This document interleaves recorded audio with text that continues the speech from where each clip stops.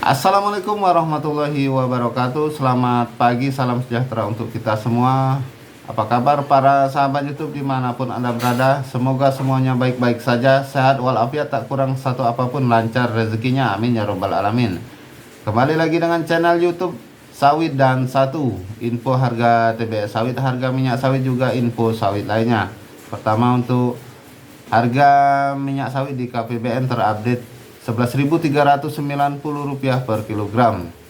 Belum ada kenaikan, belum ada perubahan, dan sebagian besar pabrik baik masih tutup ya, PKS di seluruh daerah Nusantara.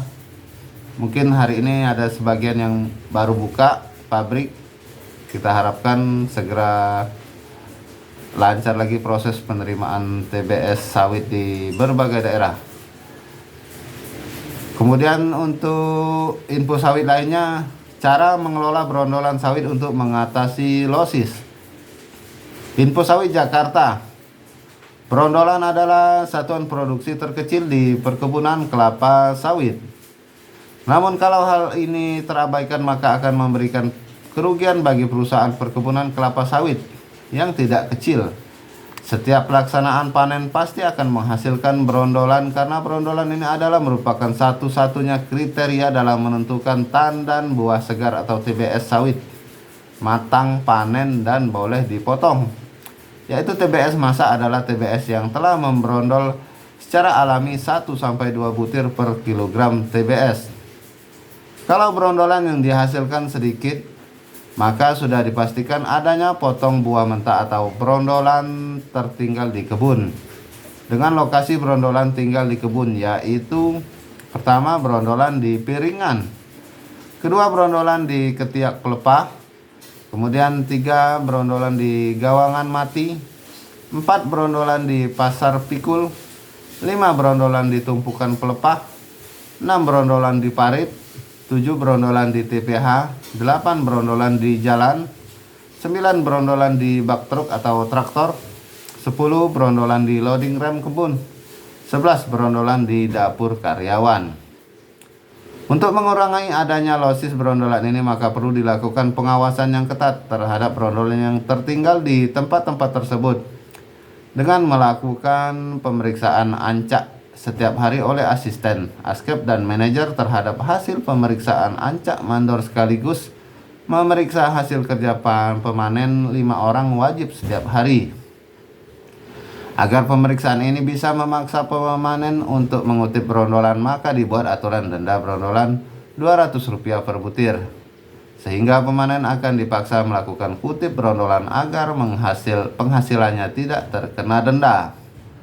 Penerapan denda panen ini tentunya telah didasari oleh dasar yang kuat, yaitu pertama, brondolan ini jika tidak dikutip bersih, maka akan menyebabkan berat janjang rata-rata atau BJR kebun turun, dan ini akan membuat pemanen tidak bisa bertambah penghasilannya, karena dasar pembuatan ketentuan basis borong adalah dari BJR.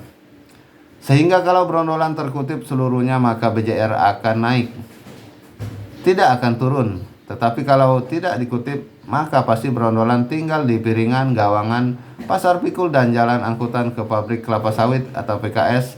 Akibatnya BJR akan turun. Kedua, OER yang dicapai menjadi berkurang, karena brondolan mempunyai kandungan OER yang tinggi 40-50%. 3, brondolan tidak dikutip bersih akan menyebabkan gulma di kebun, muncul kentosan yang tidak diberantas, akan menyebabkan persaingan unsur hara yang akan menurunkan produksi, karena mengambil unsur hara yang tersedia bagi pohon sawit utama, dan tentunya akan menambah biaya perawatan kelapa sawit. 4, menimbulkan kerugian yang besar akibat brondolan tidak dikutip. Kalau pemeriksaan ancak didapati brondolan tidak dikutip 1 brondolan per pokok, maka potensi kerugian perkebunan kelapa sawit 1 brondolan dikali 136 pokok per hektar dikali 4 kali rotasi dikali 12 bulan dikali 750 hektar dibagi 70 brondolan per kilogram dikali 40% sama dengan 27.977 kg CPO.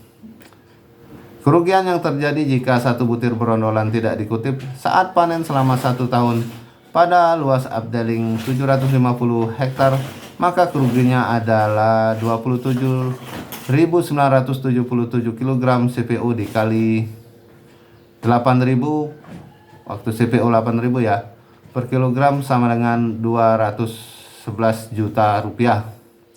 Bila luas kebun sawit 3.000 hektar brondolan tidak dikutip satu butir per pokok setiap panen selama 1 tahun, maka kerugian 3.000 hektar per 750 hektar dikali 211 juta rupiah sama dengan 844 juta rupiah.